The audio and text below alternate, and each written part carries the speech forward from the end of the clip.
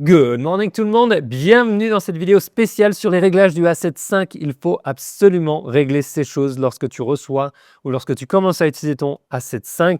Pourquoi? Parce que cela va t'éviter de grosses erreurs sur le terrain, des photos gâchées, des photos pas nettes, des photos avec les mauvaises couleurs. Et à la fin, je vais même te partager quelque chose d'avancé qui va te permettre de réussir à choper des sujets en mouvement, quelles que soient les circonstances, ou que tu sois perdu dans tes menus, et tout ça comme un pro. Alors si tu es prêt, on se lance tout de suite.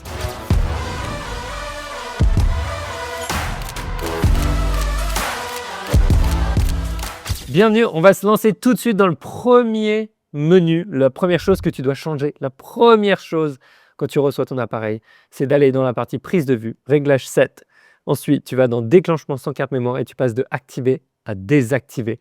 Parce que par défaut, c'est activé. Ça veut dire que tu peux prendre des photos sans carte mémoire. Et qu'est-ce qui va se passer quand tu prends des photos sans carte mémoire? Eh bien, c'est très simple. Tu crois que tout se passe bien parce que regarde, ton appareil te montre une photo. Mais là, tu vas en arrière et il n'y a plus rien. Ça m'est encore arrivé l'autre jour, je ne fais même pas une blague, j'avais l'appareil qui était neuf, j'ai oublié de mettre une carte mémoire dedans et j'ai pas pu shooter de la journée parce que je n'avais pas la carte mémoire. Donc, assure-toi direct, je ne sais pas pourquoi ça ne l'est pas par défaut dans l'usine, tu passes tout ça sur désactiver, c'est ultra important. Maintenant, on va passer au deuxième réglage qui va te permettre d'éviter des erreurs de couleur. Mais avant ça, si tu ne me connais pas, mon nom est Pierre Lambert. Bienvenue sur cette chaîne. Je suis un photographe d'aventure et de voyage. J'utilise des appareils à travers le monde dans différentes circonstances. Et le plus important, c'est que récemment, je viens de lancer la Sony Masterclass, la Masterclass Sony pour maîtriser son appareil photo Sony. Ça couvre bien entendu le Sony A7 V dans les moindres détails. Je t'explique ma configuration sur tous les menus, pourquoi, qu'est-ce que je fais, dans quel cas est-ce que j'utilise. Il y a des petits exemples. Bref, si tu veux aller pas à pas dans la configuration de ton Sony, prendre le temps et le faire avec moi, je t'invite à découvrir cette masterclass. Il y a un petit lien dans la description, ça ne va pas te coûter très cher et ça va pouvoir te permettre vraiment de te guider à travers les menus et la complexité des choses. J'ai l'impression que ça devient même encore plus complexe, alors que je pensais que ça se simplifierait avec le temps, j'ai envie de dire l'ergonomie des menus, mais en fait non, c'est pas plus simple. Donc voilà, petit lien dans la description, rejoins-moi dans la masterclass et sache que toutes les photos que tu vois sur cette chaîne, sur cette vidéo, sont prises par moi, éditées par moi avec mes presets et il n'y a pas d'IA, il n'y a rien du tout, c'est pas des fausses images. Donc si ça te plaît tout ça, mets un petit pouce et on continue la vidéo avec le deuxième réglage qui est génial parce qu'il nous permet d'éviter des changements de couleur drastiques à travers les photos, surtout lorsque l'on prend des photos en rafale. Pour ça, on va aller tout de suite dans la partie exposition couleur, on va aller dans la partie balance des blancs. Et là, on va régler verrouillage, auto, white balance, déclenchement. Alors, qu'est-ce que ça veut dire? Ça veut dire, est-ce que, en fait, lorsque tu vas activer à mi-course ton déclencheur, est-ce que c'est à ce moment-là que la balance des blancs, elle va se verrouiller? Ou alors, est-ce que elle va être lorsque tu fais une prise de vue en continu? Ou alors, est-ce que ça ne se verrouille jamais? Et ça veut dire qu'à chaque photo, eh ben, la balance des blancs, elle va changer. Ou plutôt, elle va se remesurer. Est-ce que tu as envie qu'elle se remesure de manière continue? Ça peut être un avantage. Si par exemple, tu es dans un train et que tu prends une photo d'une ville à la volée et puis que tu as plein de, finalement, de lumières différentes et d'ambiances de lumières différentes, pourquoi pas? Mais en fait, dans beaucoup de cas, qu'est-ce qui se passe? C'est que quand tu fais des rafales, eh ben, il va y avoir des micro-variations de balance des blancs en fait, à travers les rafales. Ça m'est arrivé tellement de fois à travers tous mes appareils. Avec ce paramètre, ça va te permettre justement de bloquer ça, mais que pour tes rafales. Donc, tu peux le mettre pour déclenchement à mi-course, c'est-à-dire que ça va verrouiller la balance des blancs. Mais personnellement, je te conseille plutôt de le mettre sur prise de vue en continu. Tu vois, ce petit réglage au milieu. Lorsque tu vas faire une prise de vue en continu, là, je suis en rafale, tac, tout le temps de ta rafale, qu'est-ce qui se passe? Eh bien, ta balance des blancs est bloquée. Donc, dans ta série de photos que tu vas regarder, la balance des blancs n'aura absolument pas bougé. Ce qui est génial. Bon, les appareils sont meilleurs qu'avant, mais je te promets, tu as des variations, surtout si tu suis des sujets qui sont en mouvement. Alors, ensuite, on passe au troisième réglage important. Pour ça, on va descendre dans la partie viseur écran et on va avoir un petit réglage qui s'appelle affichage vertical on-off. Par défaut, il est on. Et qu'est-ce qui se passe? Regarde. Dès qu'on tourne, eh ben, l'affichage se met vertical. Et personnellement, ça me donne le tournis. Je ne sais plus comment lire. J'ai l'impression de devoir, tu vois, de regarder autre part sur l'écran. En fait, au lieu de regarder sur les côtés de mon écran, sur gauche et droite, je dois regarder en haut et en bas. Et pourquoi est-ce que je le désactive? Simplement parce que je trouve trop sensible. Tu vois, il suffit que je mette un petit peu de côté. Ou alors, il suffit que je regarde une image, je revienne, tu vois, un petit peu comme ça, attaque. Ou alors que je bouge un petit peu trop. Et en fait, ça n'arrête pas de bouger d'un côté à l'autre. Et c'est hyper déroutant. Donc, personnellement, je mets l'affichage vertical sur off et fini la nausée, c'est parti, on peut shooter. C'était pas mal ça sonnait pas trop mal. Qu'est-ce que t'en penses? Quatrième réglage, on part tout de suite sur le menu prise de vue. Premièrement, qualité enregistrement, on descend un petit peu, tu vois, et on arrive sur la partie compensation d'objectif. Et là, qu'est-ce qui se passe? On découvre que la compensation distorsion est off par défaut. Alors, pourquoi? Je sais pas, mais en fait, qu'est-ce que ça va te permettre de faire? Ça va te permettre de compenser la distorsion d'un objectif directement dans ton image pour ne pas avoir à le faire après et puis pour avoir une image qui est belle finalement et qui n'est pas distordue si ton objectif est d'un des objectifs modernes par exemple qui est plus petit mais qui a besoin de plus de compensation de la distorsion. Donc tu le passes tout de suite de compensation de distorsion à off à auto et comme ça tu seras content de ne pas avoir des bords de l'image qui sont un petit peu déformés à cause de ça. Cinquièmement, un grand classique, on passe tout de suite dans la partie exposition couleur, exposition, ensuite ISO auto, vitesse minimum d'obturation. Là, on se met notre appareil en A si on ne voit pas le réglage, d'accord? Le mode A, c'est-à-dire priorité à l'ouverture, et on le passe de standard à fast ou faster. Alors pourquoi? Parce que ça va t'éviter d'avoir des sujets qui sont flous dans l'image. Par exemple, je vais te montrer la différence, tu vois. Si on le met en slow, regarde, notre obturateur, il est descendu à 1/30 de seconde dans ce cas-là. Alors que nous, ce qu'on veut, on sait que notre sujet, il va être en mouvement, là, Mickey, il va bouger, il va être tout flou. Donc, on le fait passer à fast et tout d'un coup, notre vitesse d'obturation minimum, elle est à 1/125e. C'est un réglage que je t'invite à utiliser. Ça évite d'avoir à réfléchir si tu veux être à 1/250e, 1/125e, etc. C'est pratique, surtout si tu n'as pas l'habitude. Pourquoi? Parce que l'appareil va essayer de faire le travail pour toi dans la mesure du possible. D'accord? C'est une vitesse minimum d'obturation va te permettre de t'occuper finalement que de ton ouverture et de laisser à l'appareil le choix de la vitesse d'obturation en lui disant que tu veux que ce soit quand même rapide. Donc fast, pour moi, rapide, eh bien écoute, c'est pas mal, c'est un bon compromis. On est à 125e, on a ISO 2500. Je trouve que c'est un bon compromis, mais ça tout de suite en route, comme ça, si tu shootes souvent en mode A, priorité à l'ouverture, ce que je fais dans 95% des cas, eh ben, tu vas pouvoir en bénéficier sans avoir à dire est-ce que je fais un 125e de seconde minimum ou un 250e ou un 500e. Voilà.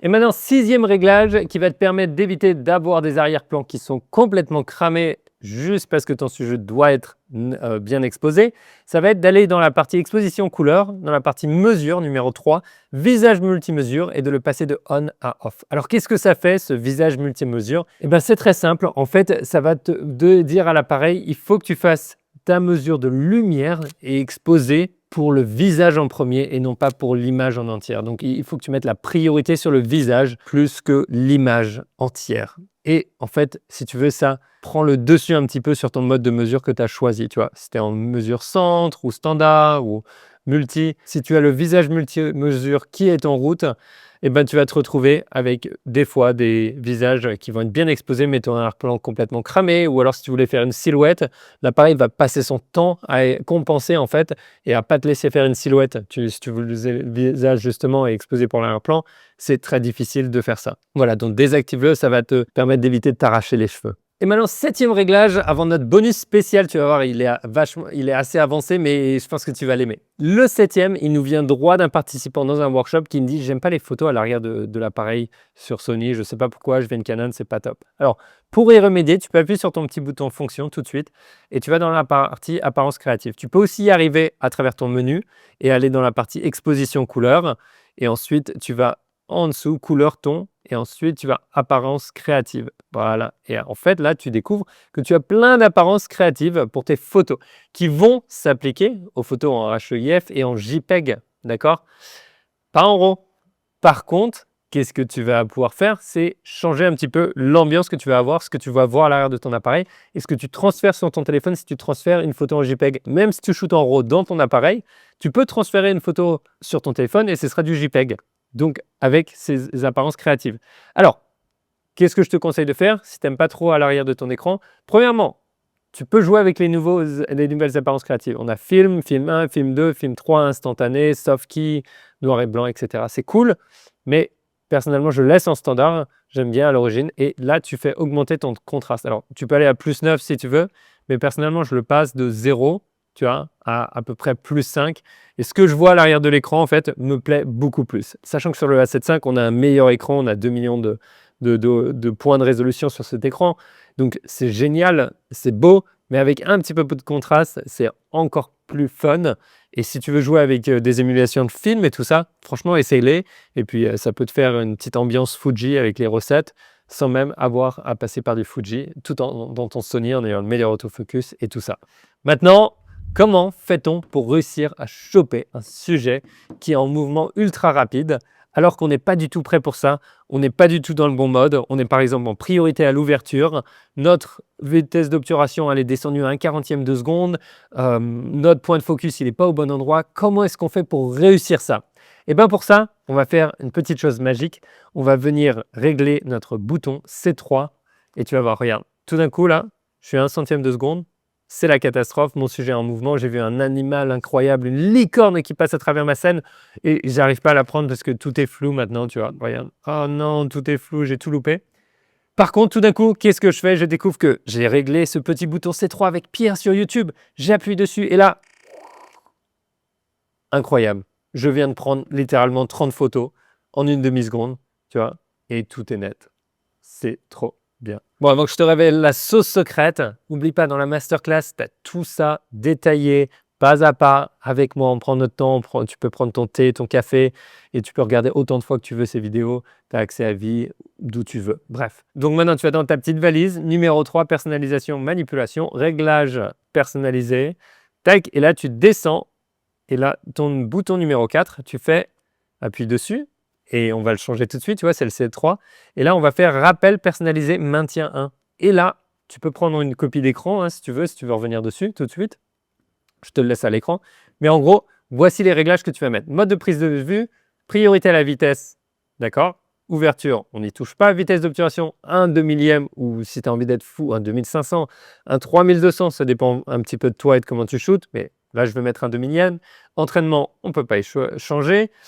Gain, vitesse, prise de vue en continu. Et là, c'est là qu'on passe. En fait, on a un speed boost, c'est-à-dire un gain pour passer à 30 images par seconde. Donc, on passe à 30 images par seconde. Hop, voilà. Type de déclencheur, on ne change pas parce que ça va passer en déclencheur électronique. Correction d'exposition, je ne change pas. ISO, je les laisse en auto.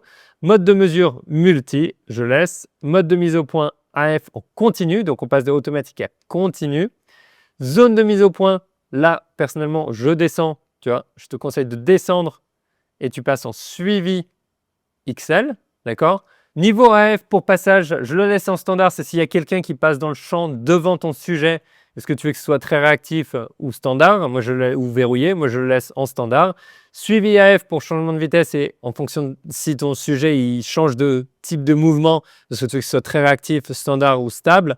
Personnellement, je le laisse aussi en standard pour ça. Tu pourrais le mettre en réactif, tu vois, ils disent optimal pour les sujets qui sont affectés par les changements de vitesse instantanés, comme lorsqu'ils commencent à bouger soudainement ou s'arrêtent soudainement. On pourrait dire, on va se mettre en réactif si par exemple il y a un oiseau, quelque chose comme ça. Et AF activé, alors là, ça va être de savoir si on veut finalement quand on appuie sur ce bouton, ça passe la mise au point en même temps qu'on le garde enfoncé ou pas. Personnellement, je le mets activé et maintenant je fais enregistrer et là, regarde, on revient sur nos trucs et c'est magique parce que si j'appuie à n'importe quel moment, je vois un oiseau, une licorne, n'importe quoi, j'appuie dessus sur ce bouton, regarde ce qui se passe. Boum! Je me retrouve tout de suite à 1 2 millième de seconde. Et ensuite, on a aussi le pré-capture qui se met en route. Et le pré-capture, tu vois, il est là avec le petit bouton vert, la petite icône. Et ça monte et ça descend la barre, c'est notre buffer. Et c'est génial parce que tout d'un coup, je ne vais plus rien louper du tout. Tu vois, je ne peux plus louper une photo. Je peux être à 1/50e de seconde, enfin 1/50e de seconde, 1/20e de seconde, ça n'a plus aucune importance en manuel. À partir du moment où je garde enfoncé mon C3, boum, je suis en speed boost. J'ai une rafale de folie, j'ai le pré-capture. À partir du moment, soit où tu fais ta mise au point, c'est à toi de décider ça dans tes réglages, soit lorsque tu fais ta mise au point, ou alors lorsque tu appuies ton déclencheur à mi-course. Personnellement, je l'ai mis en déclenchement à mi-course. C'est un petit réglage que tu as juste ici dans la partie pré-capture. Tu peux choisir début déclenchement pré-capture, c'est le déclenchement à mi-course, bouton attribué à l'autofocus ou tous les deux valides. Personnellement, je l'ai mis en déclenchement à mi-course. Donc, c'est que quand j'appuie sur mon déclencheur à mi-course que le pré-capture se met en route. Et ça me suffit largement. Bon, j'espère que ça t'a aidé. C'est dense. Si tu veux aller pas à pas, prendre ton temps, rejoins la masterclass. Tu auras la fiche de réglage, tu auras toutes les vidéos qui vont t'expliquer tout en détail. Et Si jamais tu veux, j'ai aussi une petite fiche de réglage gratuite pour le Sony A7 IV, un PDF que tu peux récupérer dans la description, c'est gratuit, il n'y a aucun engagement. Mais surtout, ce que je te conseille, c'est de prendre ton appareil, de sortir, d'aller prendre des photos, d'essayer quelque chose de nouveau, essayer quelque chose de différent. Assure-toi de bien regarder cette vidéo après pour comprendre comment gérer ton autofocus et regarde celle-là pour t'éviter les plus grosses erreurs en photographie. Allez hop, à la prochaine vidéo, ciao!